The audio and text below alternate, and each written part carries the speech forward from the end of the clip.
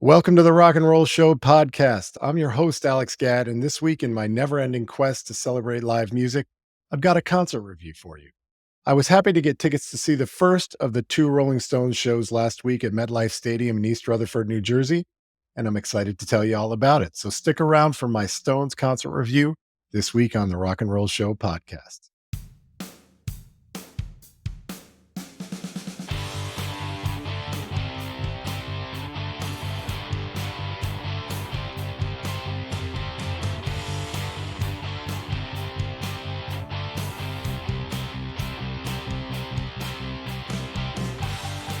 The Rolling Stones show last Thursday was my seventh, dating back to 1981 on the Tattoo You tour. I love the Stones, so much so that I took them literally. The only tattoo I have is the Stones logo.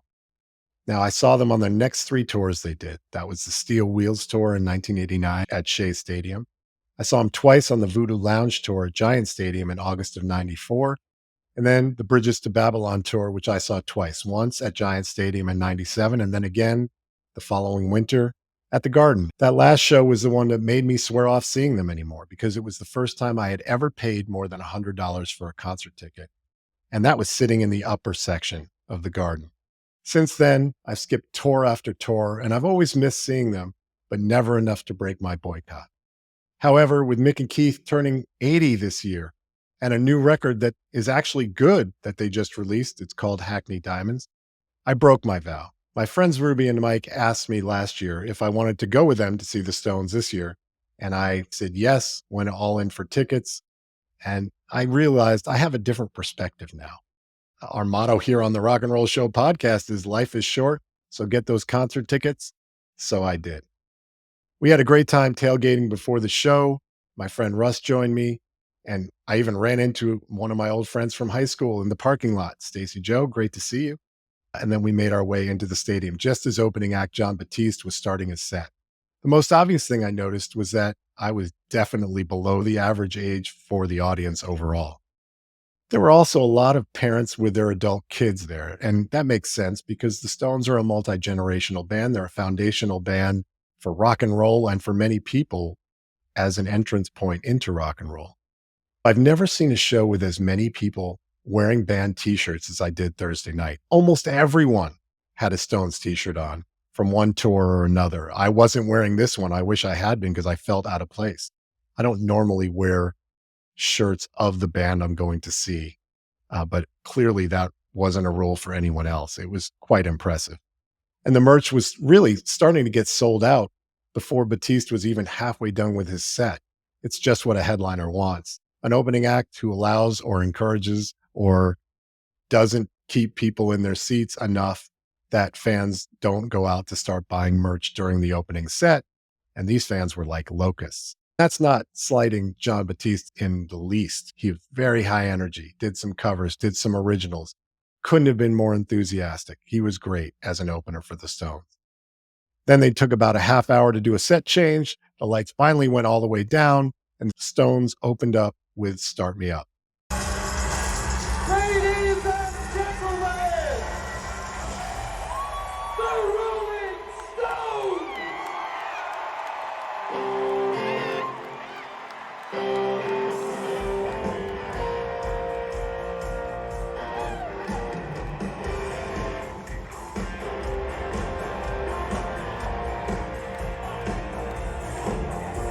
Start me up!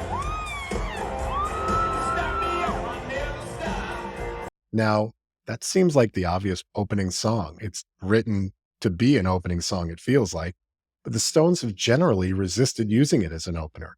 They usually go with Jumping Jack Flash or Street Fighting Man. Those have been the go-to openers for them for years now. And occasionally they would open with Start Me Up, but most of the time it was those two songs. But on this tour, the set list has been fairly fixed and Start Me Up every night. First song, just as it should be. From there, they tore into Get Off of My Cloud and then rolled out Shattered, which was a tour debut. It's a great song from their late 70s album, Some Girls. It's about New York City, so it was a must play. That led into the first single from their new album, which is the track Angry. And if you haven't heard it yet, check it out. I think it really fits in well with the rest of their catalog, and I think it went over great. Take a listen.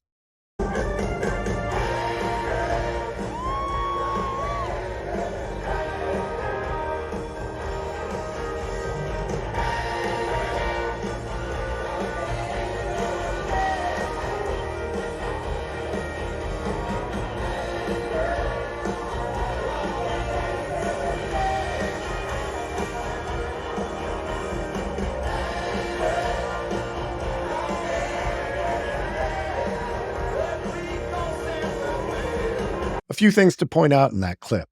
One, the sound was really clear for an outdoor venue. Two, the use of their video screens was helpful, given that I was sitting more than halfway back from the stage. And they used those screens really well to project multiple images and other graphics. In this case, it was the video that they made for the song. The other thing to note is that since Charlie Watts died in 2021, Steve Jordan has taken over as the Stones drummer, and he's in that clip there. You can see him for a few seconds.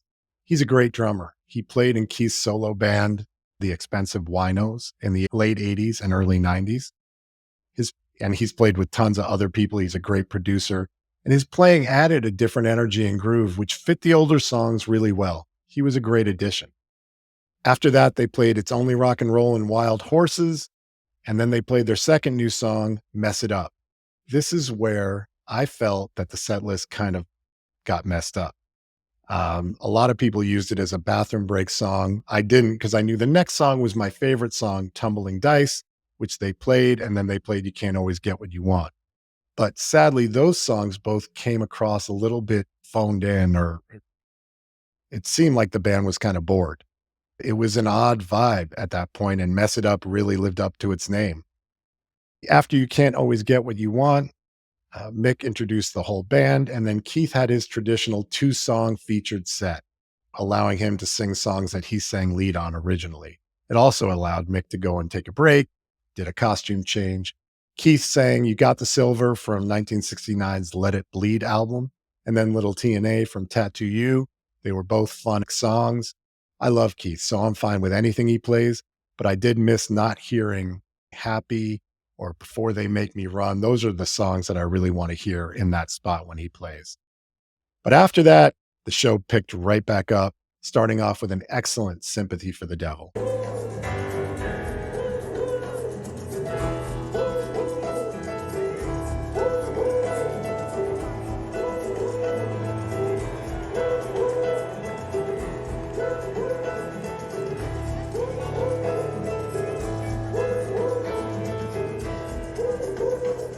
Please allow me to introduce myself. I'm a man of wealth and taste. Sympathy led into Honky Tonk Woman, then Miss You, then Gimme Shelter, which allowed the band to feature their new backup singer, Chanel Haynes.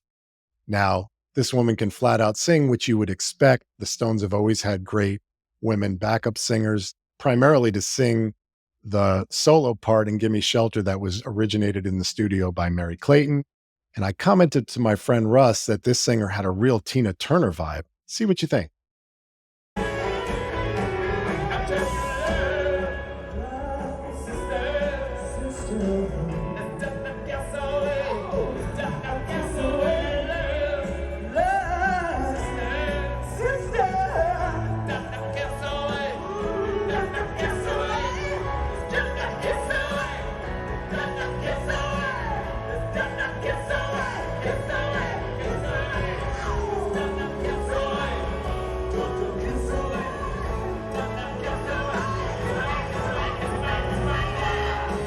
It turns out it's not surprising that she gives off a Tina flair. She was a star of the Tina Turner musical in London. She and Bernard Fowler, who was the Stones' longtime male backup singer, they made a great duo all night. The set ended with Paint It Black and then finally Jumping Jack Flash, which was a huge success.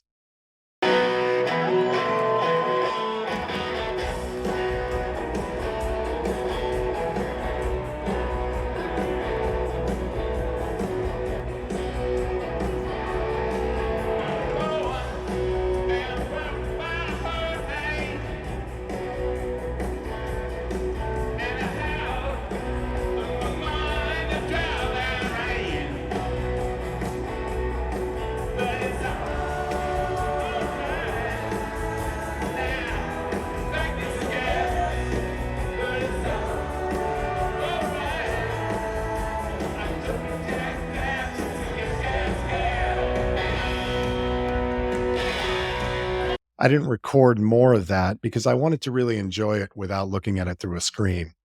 Also, I'm not a fan of Paint It Black personally, but my buddy Russ let me know that it's the #1 most streamed Rolling Stones song on Spotify. I don't get how that is, but it sure explains why it took the penultimate spot on the main set.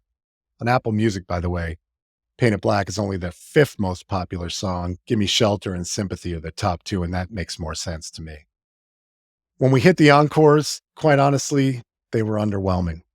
The first song was Sweet Sounds of Heaven from the new album, and there was a palpable anticipation in the audience that Lady Gaga, who sang that song with Mick on the new record, might come out and sing it live. But she didn't, and the song just isn't that dynamic. And I felt like it really kind of meandered a bit. And then they ended with their signature song, Satisfaction, and they were out. 19 songs on a beautiful May night in the swamps of Jersey with the Rolling Stones. Pretty good. So here are my takeaways. 1, Mick Jagger is a freak in nature. He looks and moves and sounds just like he did 30 years ago. Now, he was never the greatest singer, but in my opinion, he's the best frontman of all time. He's the archetype for a rock and roll lead singer. He's still as slim and fit as ever. He has a great dye job that keeps his hair looking brown and fantastic. And he still runs all over the stadium along the catwalks and the runways. Not as much running as he used to do, but hey, he's 80. He was incredible. Second takeaway, Ben still sounds great.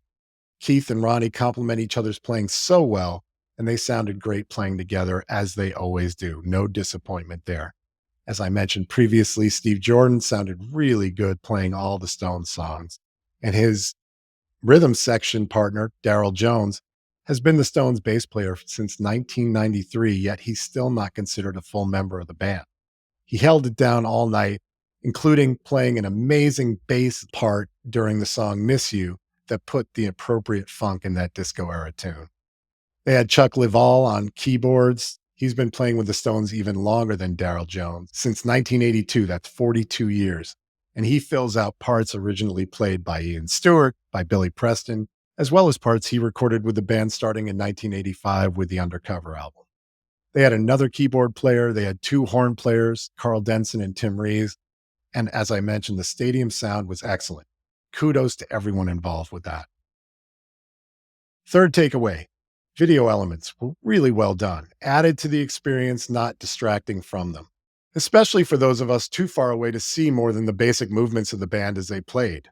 Each song had its own visual elements, the most impressive of which were the coordinated visuals across all the screens for Sympathy for the Devil and the black and white cityscape for Shattered. Now, the fourth takeaway is the only thing that keeps me from calling the show a total success, and that was the set list. Here's a list of amazing Rolling Stones songs that were not played. Midnight Rambler, Street Fighting Man, Happy, All Down the Line, Let's Spend the Night Together, Bitch, Angie, Beast of Burden, Out of Control, which is a newer song from 1997's Bridges to Babylon. It's one of their best late career tracks and definitely one of their best live songs. And Brown Sugar. Those are 10 songs that belong in any Rolling Stones set. And it was a shame that they couldn't have fit a couple of more songs in their set list. Not asking the band to play another 10 songs. I don't think that's realistic anymore. But for $500 per ticket and up, they could have played a few more. Now, I don't begrudge them playing the few new songs that they played. They bothered to record an above average new album, so play them away. I know you can't play Brown Sugar right now because the lyrics are very much out of fashion, as are the lyrics to Under My Thumb, which wasn't even in that list of 10 songs. But 19 songs in just under 2 hours, in my opinion, isn't enough for that amount of money. It's just not. I love the Stones as much as almost anyone, and they have such an amazing catalog of songs that help to define rock and roll for me and for millions of other people. Leaving all of those songs and more out of the set left me considering my old vow. Was it worth it to pay that much to see them anymore? In the end, it was still worth it because they're so great. And seeing them over more than 40 years now has, along with Bruce Springsteen, helped to define my concert going life. So I leave you with life advice provided by the band themselves. You can't always get what you want, but if you try sometimes, you get what you need. And I needed to see the Stones once more. And so do you. They've got 13 more shows starting in Foxborough, Massachusetts this Friday. So go see them if you can. It was definitely a blast, blast, blast. As for our podcast, that's it. Thanks for joining us. Please come back next Tuesday for our next episode. And if you like what you heard, Make sure to like and subscribe or follow to make sure you get notified about every new episode. And please tell your friends. Additionally, we want to know what you think. Please leave us a comment and we'll try to respond to everyone. The Rock and Roll Show podcast is a World Highway Media production. I'm your host, Alex Gadd. And until next time, I want to remind you that life is short. So get those concert tickets.